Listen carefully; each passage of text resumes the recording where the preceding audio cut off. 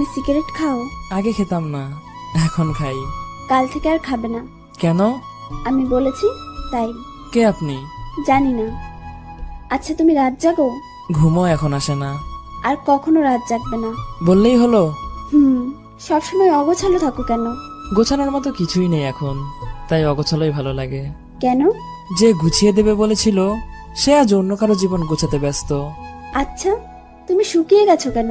খাওয়া দাওয়া করো না ঠিক মতো? আগে করতাম, কিন্তু এখন করি না। কেন? খোঁজ রাখার কোনো মানুষ নেই তাই।